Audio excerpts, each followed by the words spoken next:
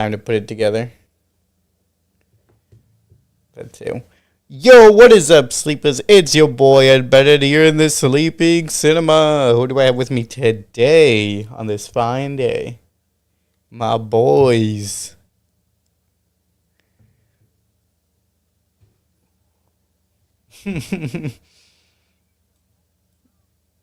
Amon-Ra St. Brown. Who else do we have with us? Almond Joy St. Brown. Who else do we got with this?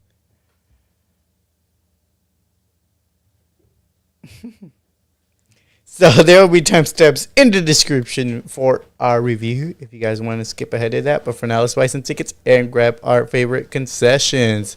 How's y'all's week been?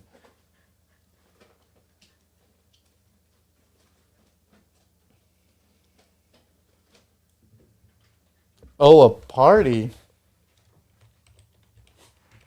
Did you get paid for it? Oh, shit. Really? 50? Dang, that is pretty good. Why don't you just do that full time?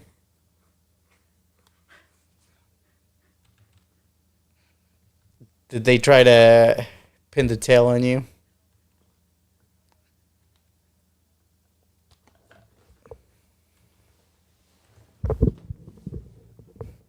What'd you say?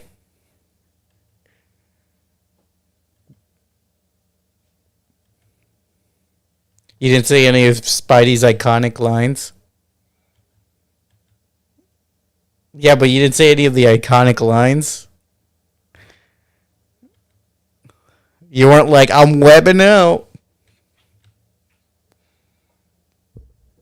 You weren't like,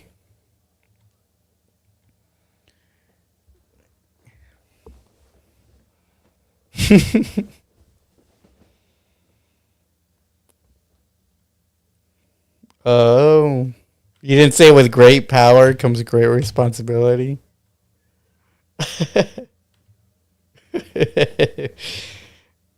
So was it? I'm assuming it was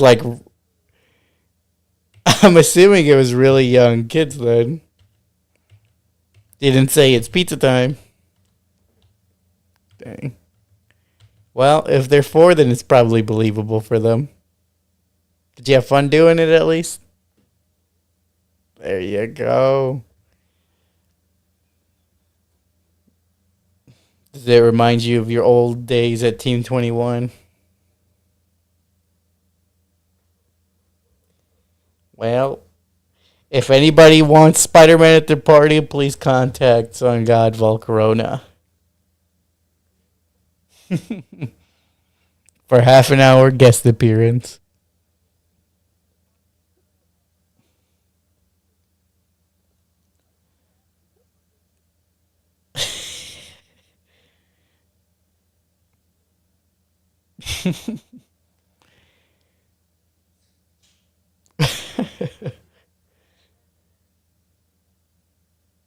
He failed his hearing test.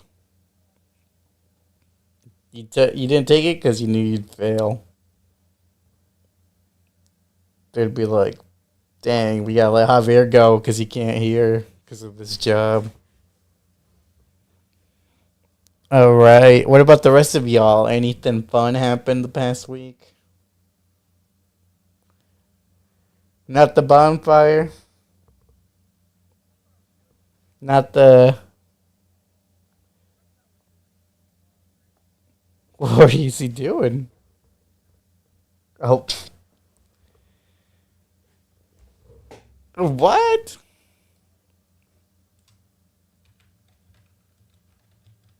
Dang, alright. I didn't know you were so good at beer pong. So you didn't have to drink any beer because you were winning? I'm guessing. You didn't have to drink any beer because you were winning then? Oh, okay. Ah, okay. That's still pretty impressive. We also went to Art Prize. Why'd you want to come, Alexi?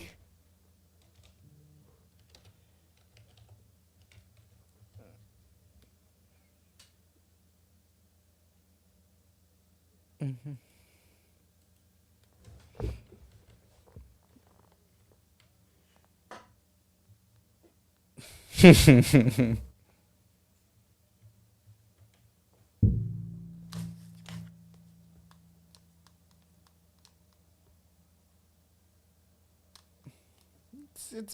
seemed the same to me.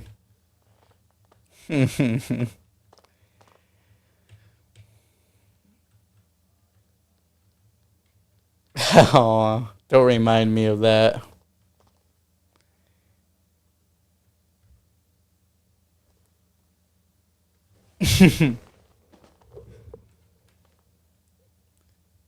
We also did a book club on Lord of the Flies. Had some pizza with that.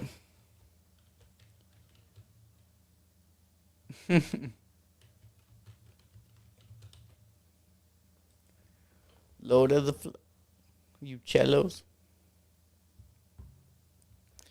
All right, so it sounds like everybody's exhausted today, so we're gonna try to keep going through. Everything's dang. Are you gonna call in tomorrow?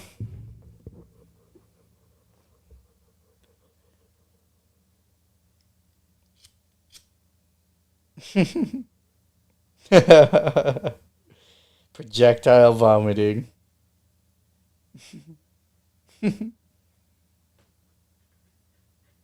Yeah, if you haven't eaten, you should. Order some Popeyes on delivery on Uber Eats.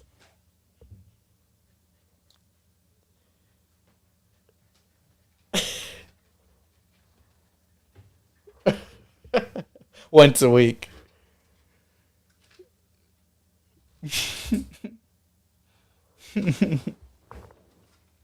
All right. So with that, let's get into our thoughts before watching one battle after another. So we're not gonna do the trailers this week. So what do y'all think about before watching one battle after another?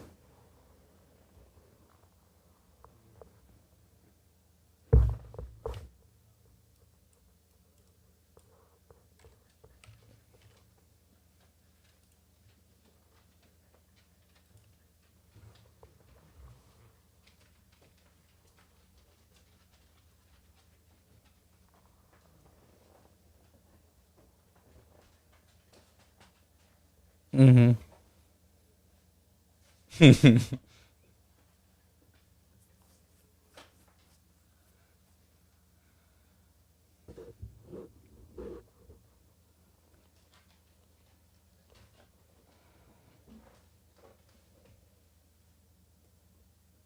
What about the rest of y'all?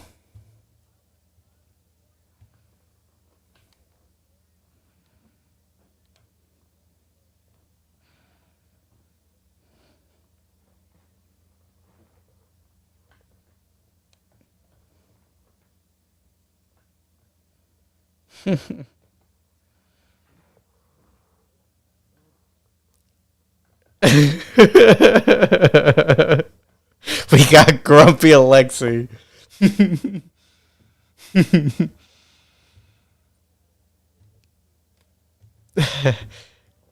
Yeah, I was actually interested in the trailer, so I was like interested in the movie because I was like,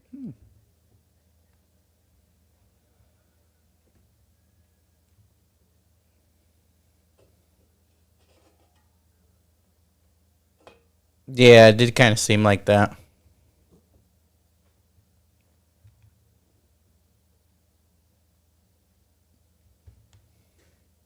So, well, let's move into the spoiler-free section before we get too into it. So, with that, let's get into the spoiler-free review. So let me pull up the IMDb here, actually, so I have all the information ready. Oh no, not Hulu. Oh, I'm a mess today. You got nothing for me? Come on. All right, so one battle After Another. It was directed by Paul Thomas Anderson, starring Leonardo DiCaprio, rated R. It had a runtime of 2 hours and 41 minutes. And let's see, the release date was September 26th, 2025. So, let me read the plot summary here. Scroll back up here. When their evil enemy resurfaces after 16 years, a group of ex-revolutionaries reunite to rescue one of their own's daughter. What are your guys' overall thoughts without any spoilers?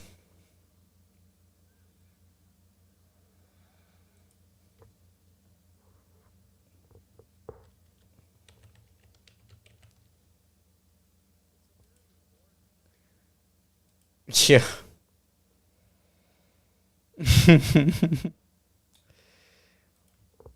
Yeah, it was comedic too.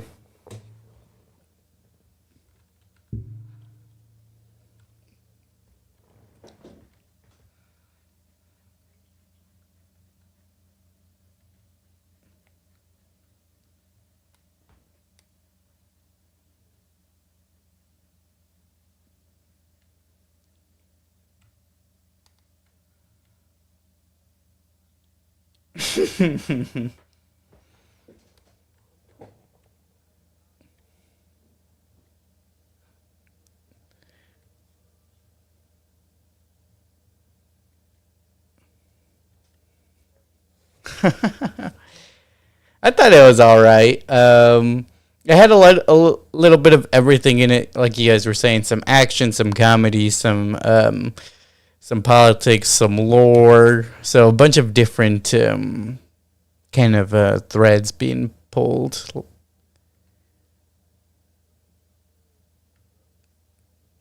Yeah. They're kind of going against the government itself by directly like challenging things like ICE was a big theme in this movie. Um, but yeah, it is a little vague in its politics, and I guess it does that on purpose.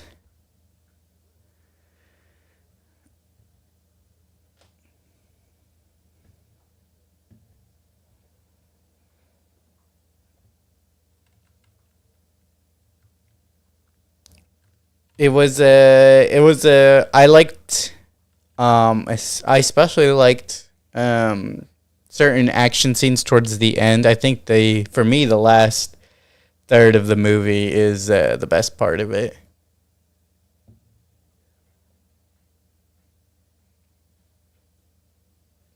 So, yeah, what do you guys rate it out of 10?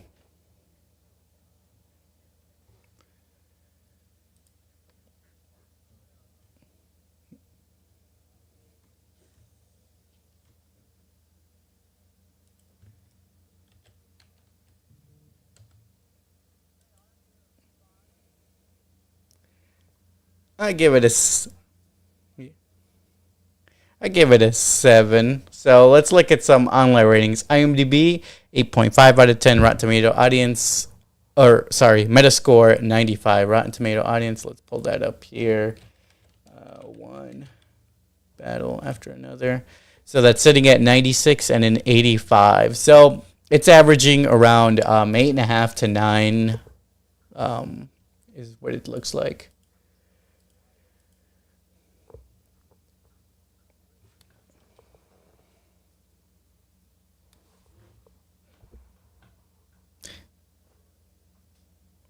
So with that, let's get into the spoiler-filled discussion. Let's take an in-depth review of one battle after another, and I'm speaking slow because I'm also pulling up the Wikipedia at the same time, so I can read.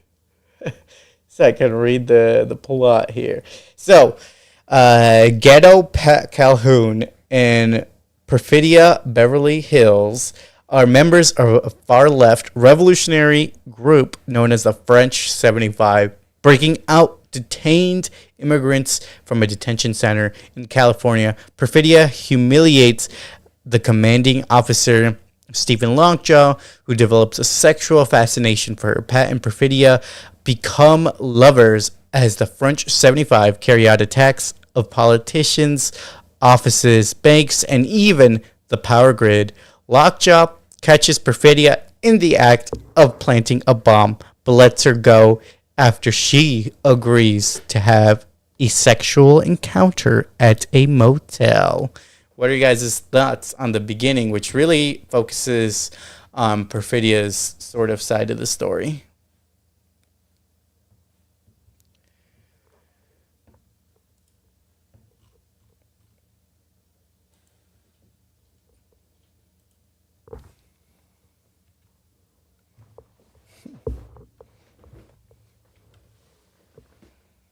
You didn't like seeing an old man's erect penis?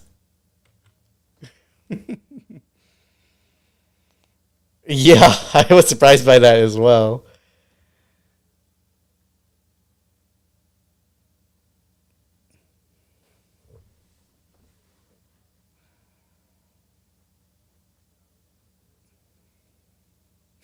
Yeah. Yeah.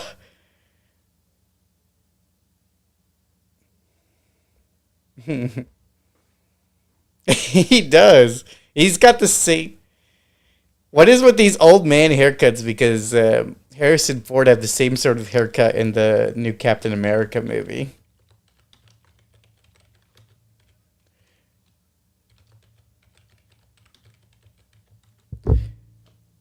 Trying to pull it up here. He had like a buzz cut on the side and then big old floof on the top.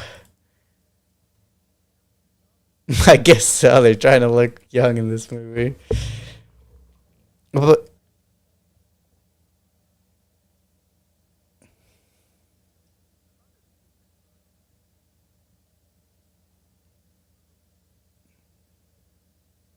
Perfidia.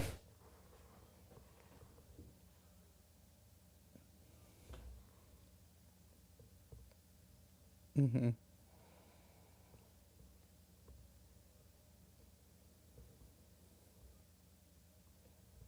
Mm-hmm. Didn't inform me. Yeah.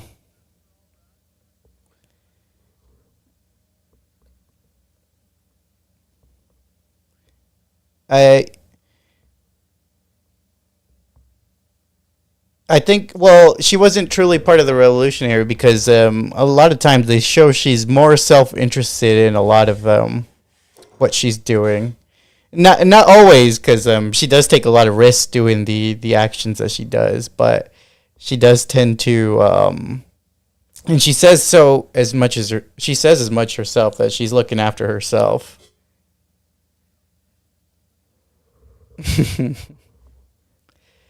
um, yeah. Well,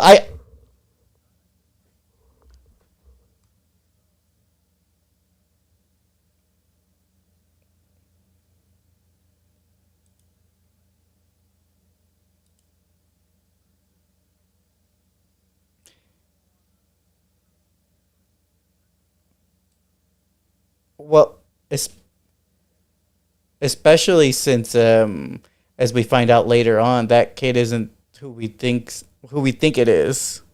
It doesn't. The father isn't who we think it is. I should say. Hmm.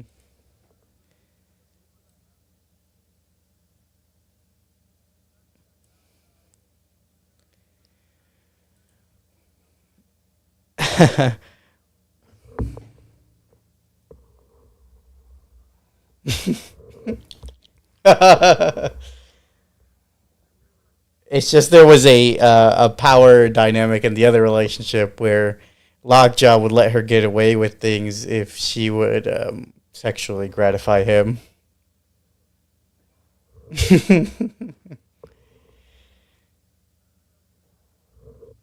With the gun, I did too. I thought she pecked him with the gun. But yeah, this is This is where it's like really vague right off the bat, like what exactly this revolutionary group aims to do, because they do like revolutionary things, but there's never, at least not that I could pick up, a demand exactly, or um, a sort of a plan, because it seems like a lot of random sporadic actions.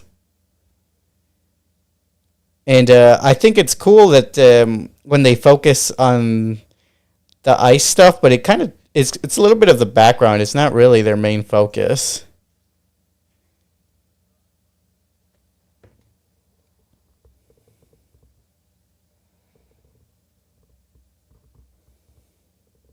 Hmm. Yeah, I'm not sure. I mean, I maybe it's just to fund the organization, but yeah, they never really go that into detail about it.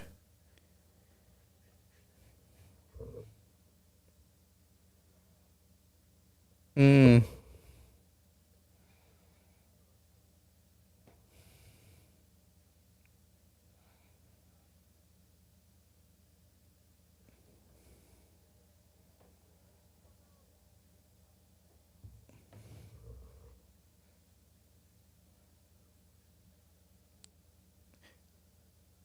So,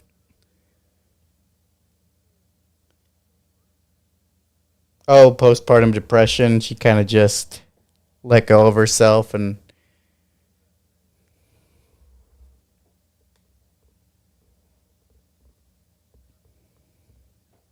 Hmm. Yeah, and I will say, some of my favorite parts in this movie are the car chase scenes. Like this one at the beginning was really cool.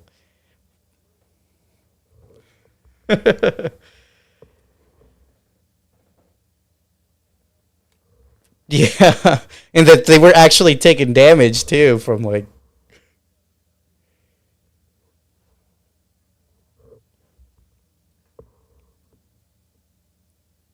Mm-hmm. Yeah,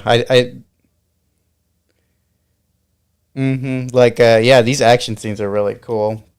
I just my yeah, my only issue with this movie has been just the lack of kind of direction in the background, or lore of what exactly is going on. Yeah, because I kind of feel like I'm thrown into this world and I want to get behind it, but I'm just like I'm not sure who to even really root for.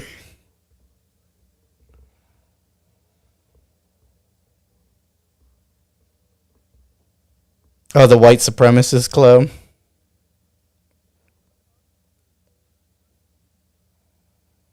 Yeah, at least those. Yeah, those are clearly the villains. They do spell that out pretty well.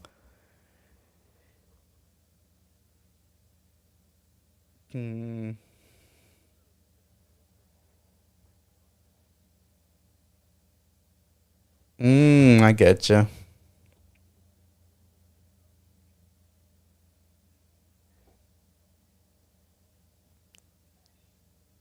Yeah. Hmm. Oh, that's a good point. So Perfidia gives birth to a baby girl, Charlene, but Pat is unable to persuade her to live as a family, and she abandons them to continue her revolutionary activities.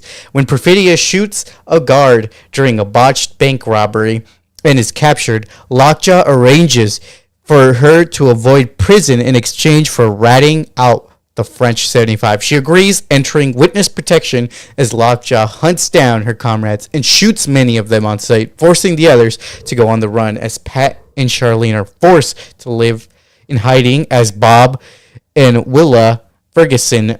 Perfidia escapes Lockjaw's custody and flees to Mexico. So, what do you guys think of that whole scene where Perfidia rats on the French 75?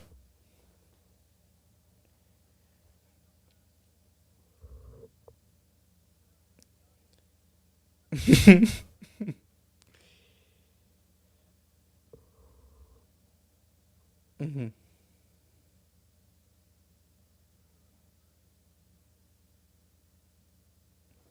Hmm. And I guess he did metaphorically kill the revolutionary her. Mm-hmm. Mm-hmm.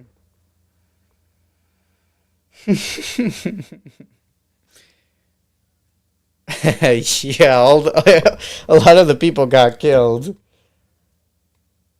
A lot of the underground network.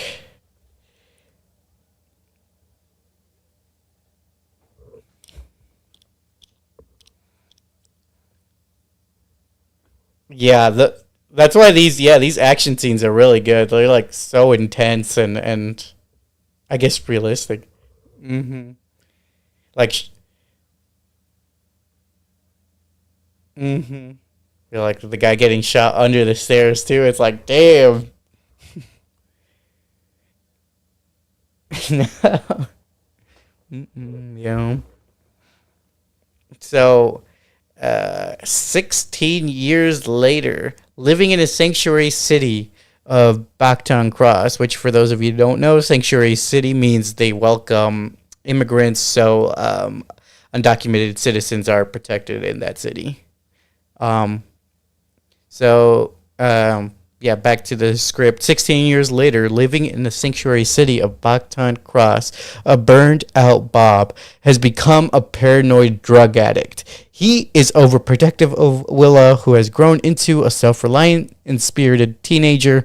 Through his vehement anti-immigrant efforts, Lockjaw has climbed the ranks of the U.S. military to become a colonel and is invited to join the Christmas Adventurers Club, a powerful secret society of white supremacists. Lying that he has never engaged in an interracial relationship, Lockjaw secretly hunts for Willa as evidence to the contrary. He hires an indigenous bounty hunter, Avanti Q, who captures Bob's comrade Howard Somerville unknowingly triggering a distress signal to the remaining French 75.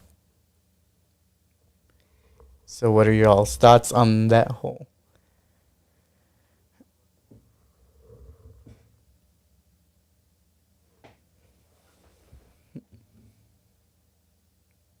Mm, I'm not sure, actually.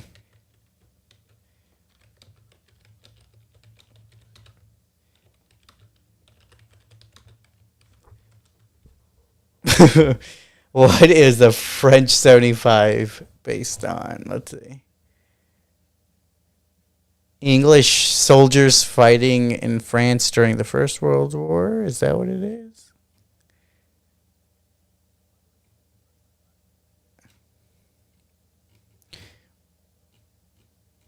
Or yeah, or it could be based on something in real life that's called something else.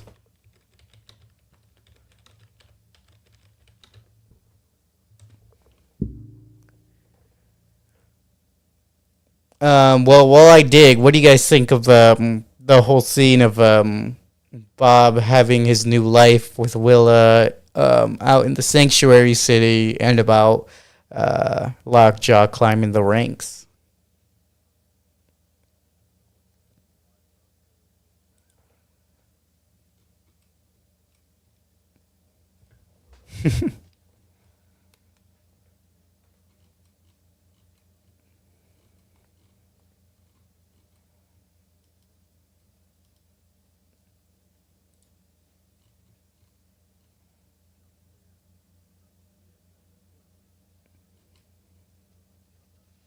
Hmm.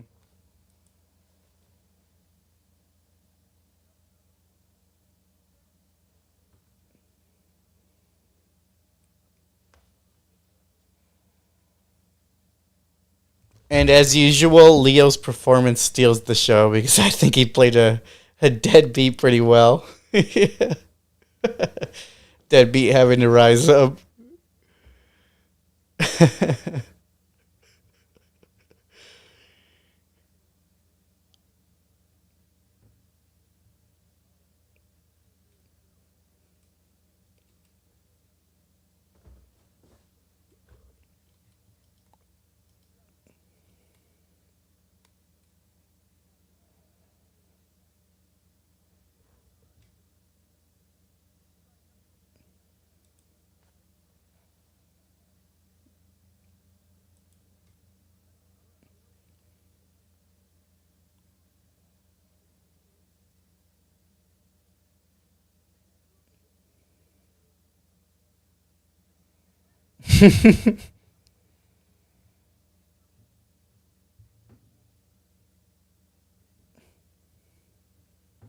Well, you've seen her martial arts stuff.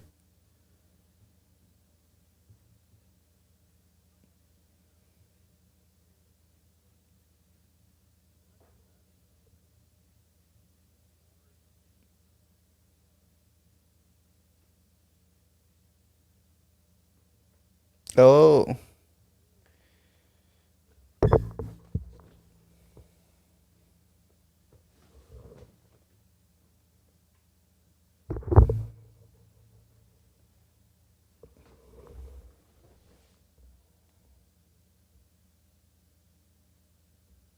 Okay, so with this French 75 thing, I can't give you a straight answer right now because I had to read a lot of articles. But essentially, it's based.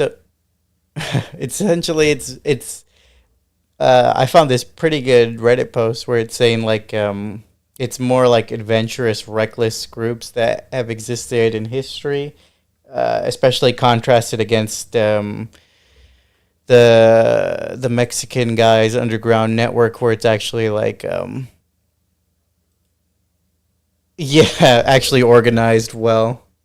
It, organized in a much more controlled way than the self-serving interest of the French 75.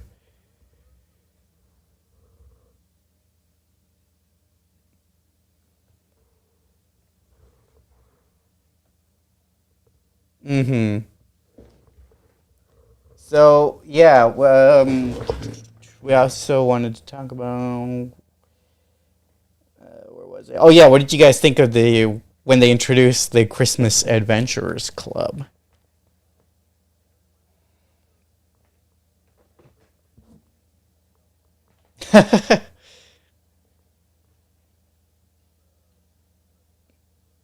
Oh, I wonder if it's based on something then. Yeah,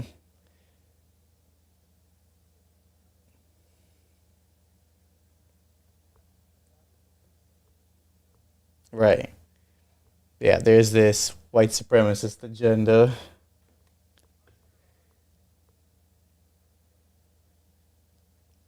I think we can see it playing out in modern day.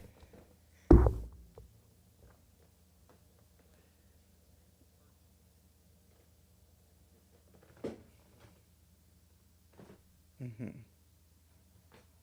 Hmm. So, under the guise of an immigrant and drug enforcement operation, Lockjaw dispatches his troops to Bacton Cross to find Bob and Willa. Deandra, a trusted member of the French 75, rescues Willa before her school dance is raided. Lockjaw's men attack Bob's home while he is high. He haphazardly escapes through a tunnel in his bedroom and calls the French 75's hotline for help, but is unable to remember the cryptic password.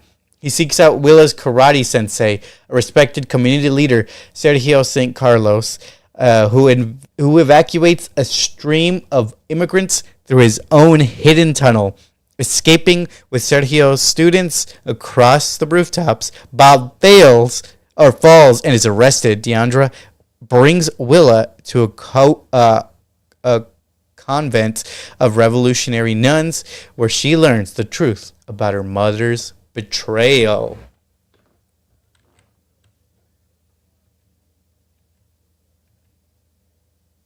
Yeah, I mean, like the law has been really overstepped in our modern day. Like, there's no all these ice raids are kind of illegal because there's no due process in any of these. Um, yeah, so there's it the law book's been thrown out the window. So yeah, I don't even though it might be illegal, it's still things that are happening. And it seems like no branch of the government is going to put a stop to it. Yeah, they've all kind of been thrown out the window. So, Yeah, even though it's a sanctuary city, this is still like I'm sure it is happening, and yeah, it doesn't matter if it's illegal, basically.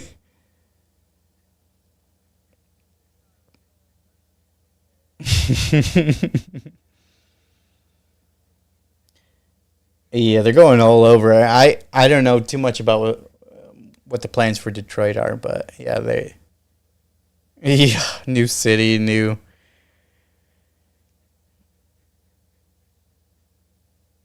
It's gonna be crazy. So I think also the things we see in this scene, like the protests, are pretty accurate to reality as well. Because obviously, like Sanctuary City, they're not going to be happy with troops on the ground, just like Chicago has been having rallies and stuff against ICE. So I think that does echo reality pretty well, which is interesting to me because this was filmed, I'm assuming, before Trump ever took office.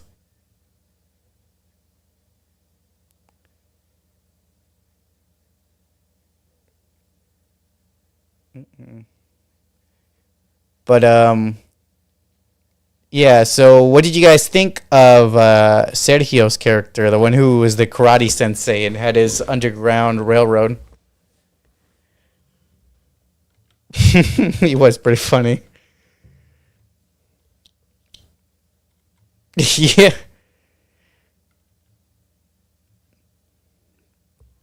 Mhm. Than any of the others.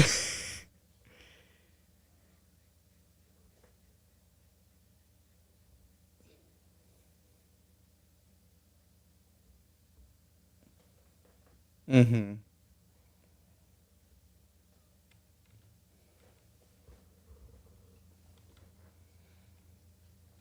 The Spanglish. Yeah, no, it was pretty good, and yeah, you could see he's a really effective leader because he has contingency plans for everything, and and he was not stressing at all about the situation. He's like, "Well, I've prepared for this pretty much."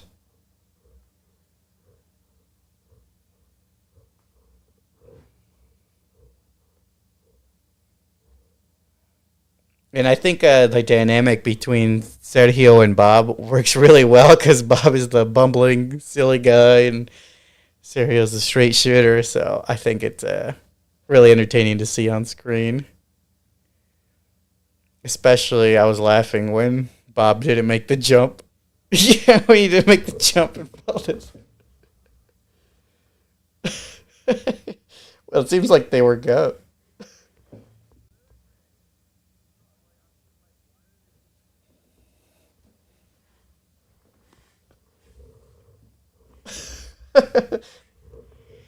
They showing off their athleticism. Yeah, that was pretty funny. So, yeah, what do you guys think of Willa's part of the story, though? Her being taken to the nun sanctuary and then being told the truth. Mm-hmm.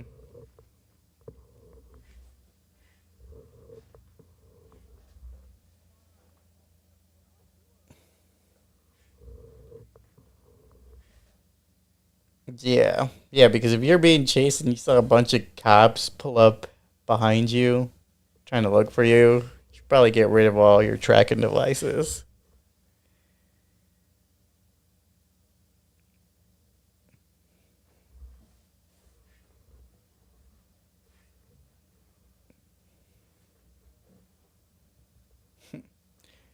I'm surprised her friend told on her right as they were about to leave, though.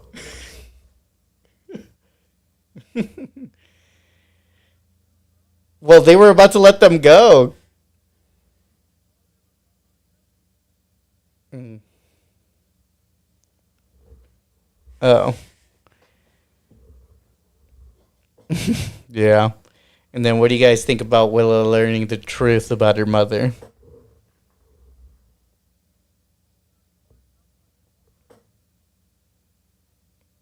Yeah, immediately.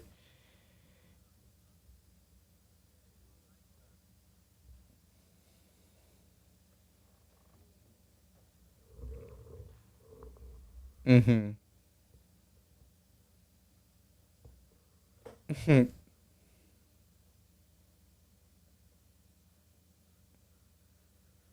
Yeah.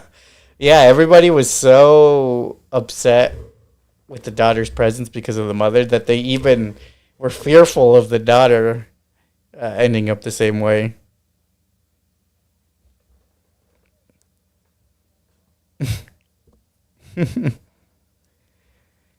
So, continuing on, meeting in their secret bunker, the Christmas adventurers uncover evidence of Lockjaw's relationship with Perfidia and send member Tim Smith to eliminate him in Willa, which I'm assuming he's just like an expert bounty hunter or something, because they didn't really give too much of his backstory either.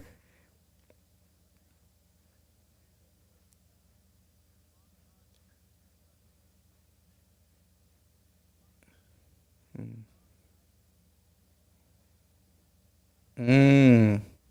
So I didn't pick up on that detail. I did get up to P at one point, so this might have been that moment.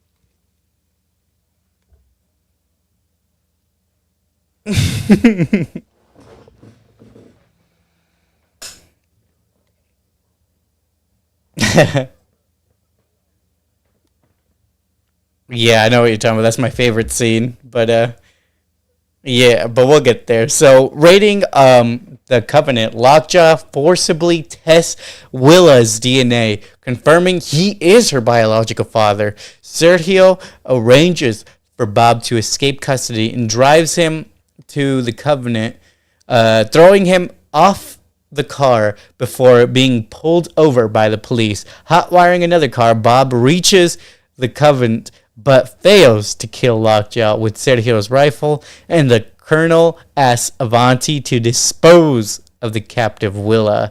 Smith tracks Lockjaw down and shoots him in the face, causing him to crash his car and leaves him for dead.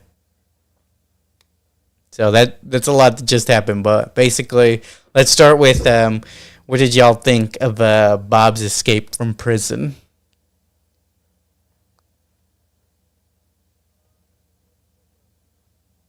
Yeah, the prison hospital.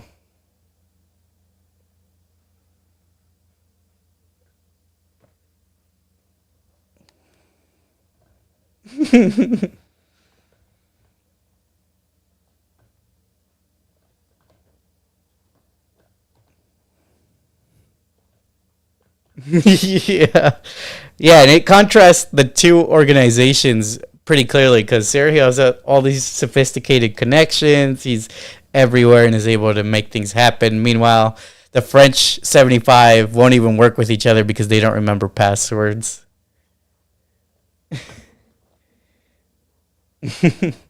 Yeah.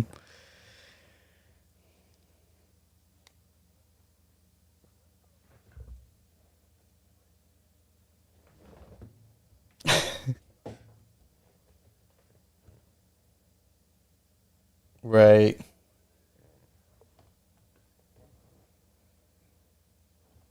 Mm-hmm. It does kind of seem like that, but yeah, they never give us a straight answer, so it's hard to say. Um, which is yeah another thing where I'm like they're really vague on the French 75. Um, so yeah, that escape was pretty cool. What do you guys think of let's see of then Bob trying to kill Lockjaw with the sniper rifle?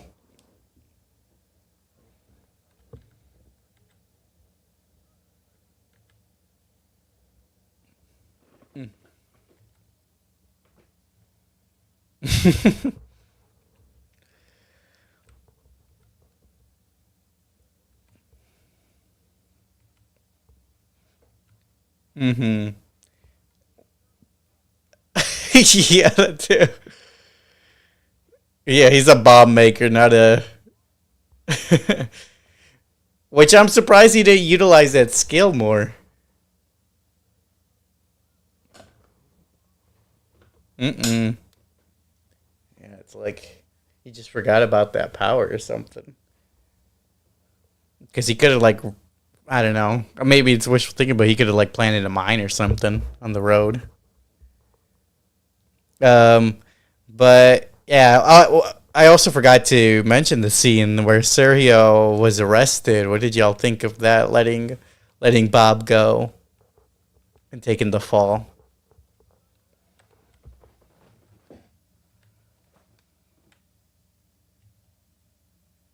Mm-hmm.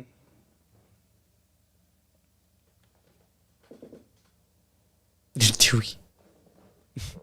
So they call it these days. That's what you alcoholics call it.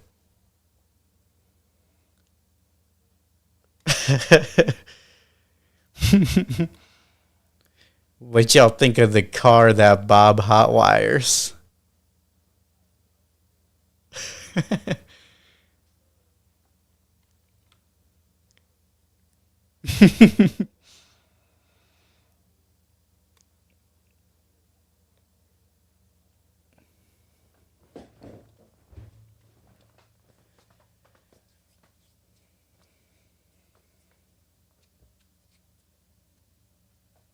Yeah.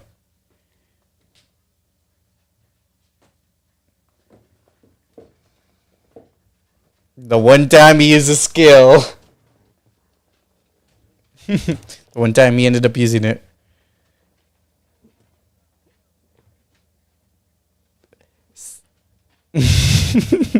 So, what did you guys think of Tim Smith, the bounty hunter who was hunting down Lockjaw?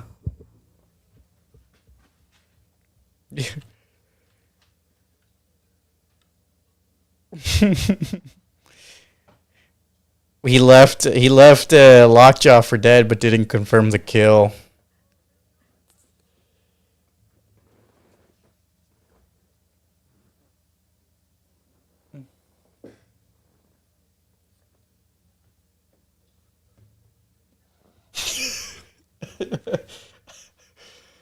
It's out in the middle of nowhere, I guess. He just accidentally shot his own face and veered off the road. So, so Avanti delivers Willa to Lockjaw's men, but unwilling to let her be killed, frees her and dies, gunning the others down.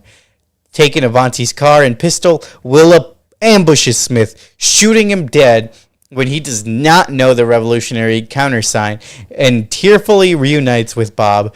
A badly scarred Lockjaw survives and is seemingly welcome in the Christmas adventures, but is instead gassed to death and incinerated. Returning home with his daughter, Bob gives Will a letter of hope from his mother and his blessing to set off to join a protest an hour away in Oakland, no longer anxious about his daughter's future.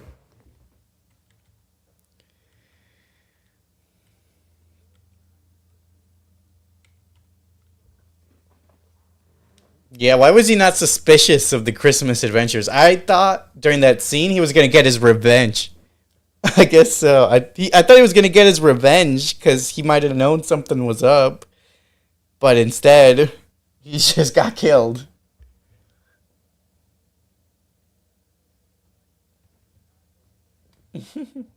They wouldn't lie to me. But yeah,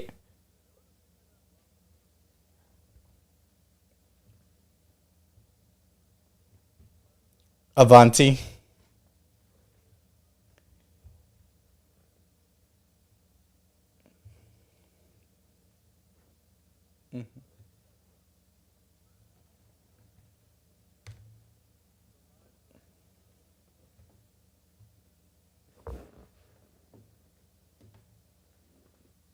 Yeah.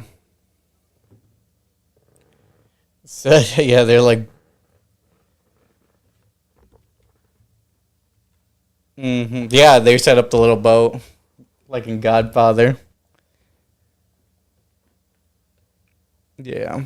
I think at this last part, these last scenes, Willow really shines because I never seen a moment in a car chase like that where you just abandon the car so that the car behind you gets into a wreck. I thought that was pretty smart.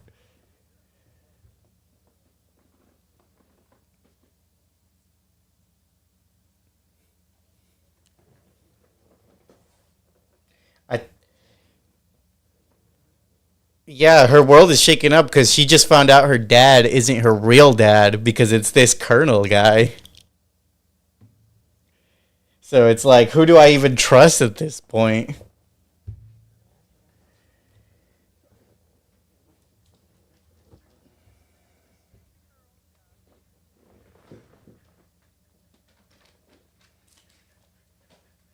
Yeah.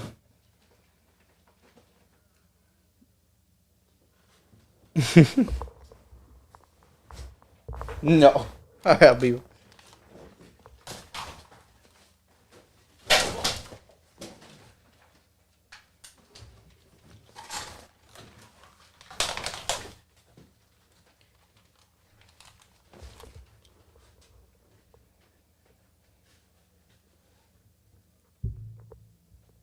I'm surprised at the very end though that they settled back in their old home because isn't it like compromised now?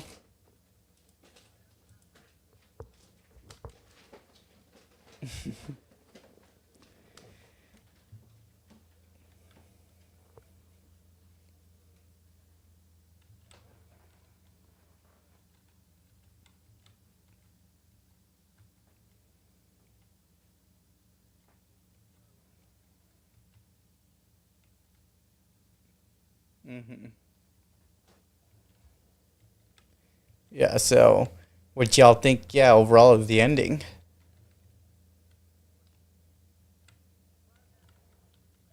I'm glad.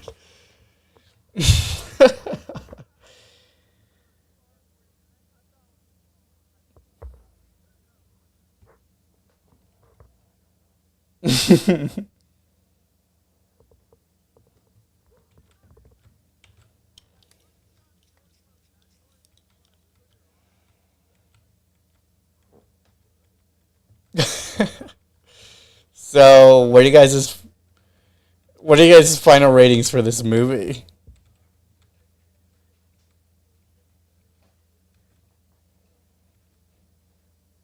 Yeah, I think so. Yeah.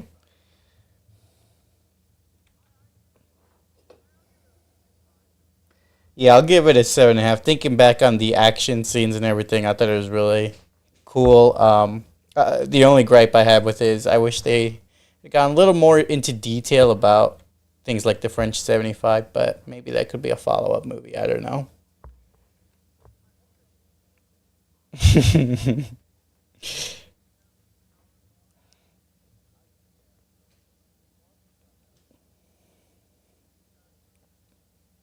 So, with that, let's move on to content we've seen this week. What are some shows or movies you'll watch this week?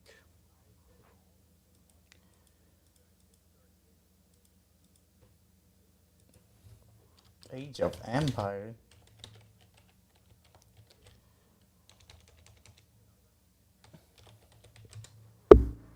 Uh huh.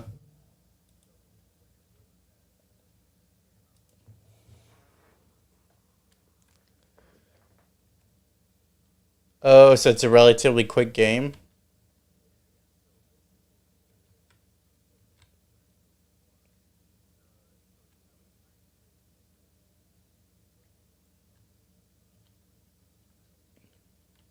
Gettysburg.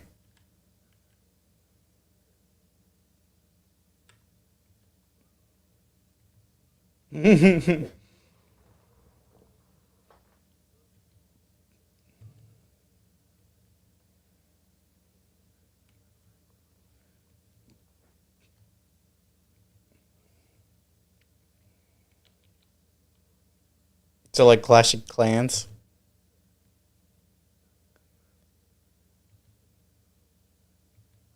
Oh.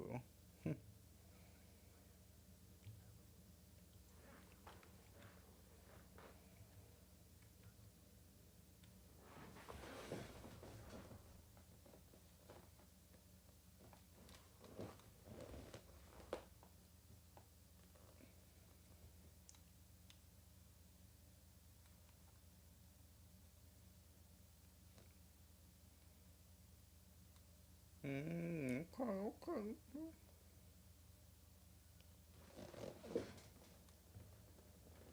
And what would you rate this game?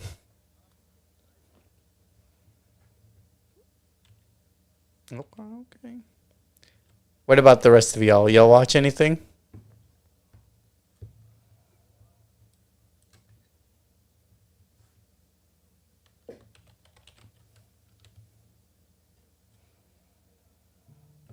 Down there.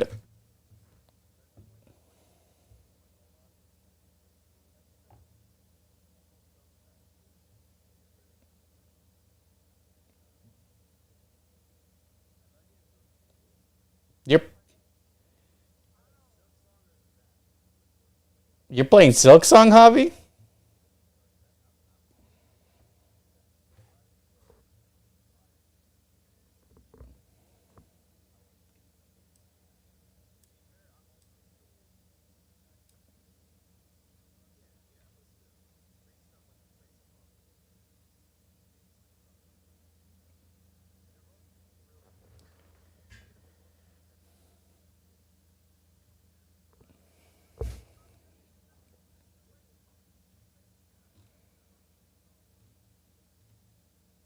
You're playing it, Hobby? When'd you get it? A Silk Song? Oh.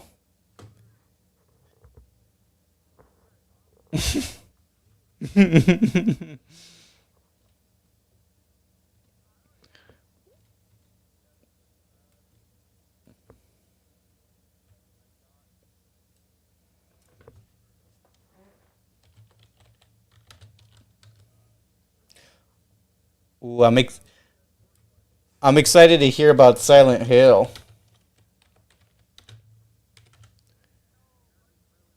That yeah, it looks pretty good. It's been a while since I played a horror game. Yeah, you gotta let me know.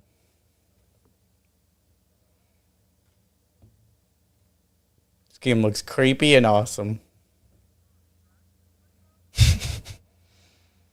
What about you, Hobby? What have you been watching?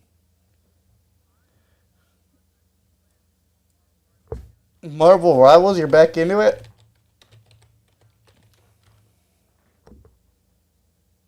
He's taking breaks from time to time.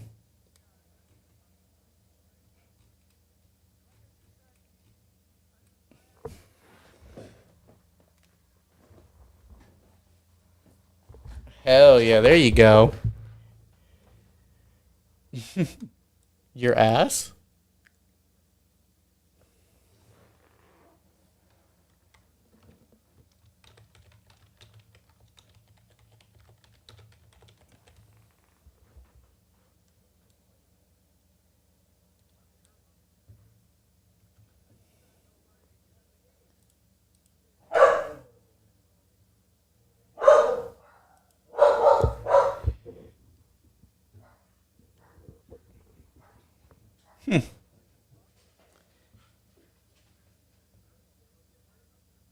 Is this like in what is it? Delta? Oh.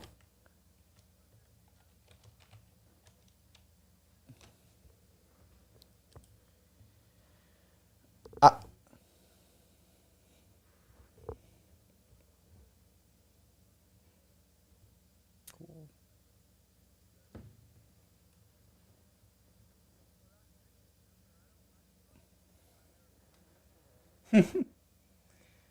I watched.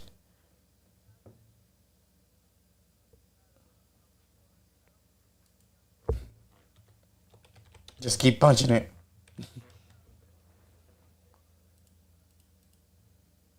So I watched It's a Wonderful Life. It's a movie from 1946. Basically, it's about this guy who wanted to get out of his little town, who was being bought out by a rich guy, and he just wanted to explore the world, but he kept getting held back because he had to take over his father's business, and he's always helping other people out, and he's never thinking about himself first. And well, I don't want to spoil it, but it's pretty good. I enjoyed it. It's good to go back to the classics. That's what I've been doing recently, just watching older movies. Oh, you watching? It's cool. You you watched Leprechaun again? So with that, let's roll the credits. You guys got any recommendations for any media?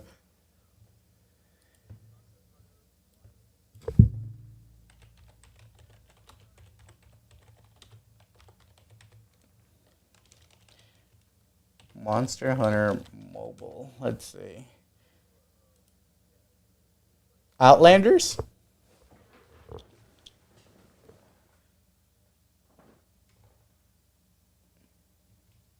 Fake Monster Hunter fan. Oh, hell yeah. I'm hyped. On PlayStation, baby. Insomniac Spidey is the best Spidey. He's the strongest Spidey. Dude.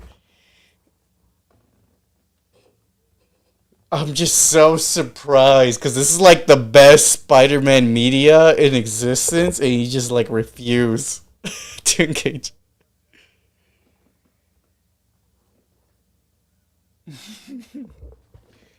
And the story in the first Spider-Man one made me tear up. I was like, oh my god, they're all pretty emotional, even the Miles ones.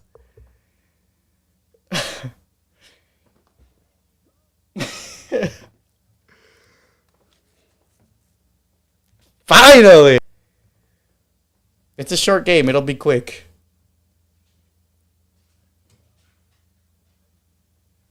Just run straight through the story.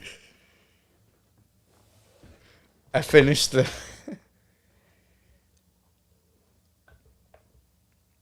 Alright, so the plan for next week is the Smashing Machine. That's the Dwayne The Rock Johnson one, the one he got skinny after. It's the UFC or one of the fighting sports that he's playing a biopic of this guy. Mike Kerr he's playing, I think is the Mark Kerr is the guy he's playing in this movie. So it looks pretty interesting. At least I think it looks interesting. Um, so yeah, like, comment, subscribe, and thank you for visiting the Sleeping Cinema. Until next week. Bye.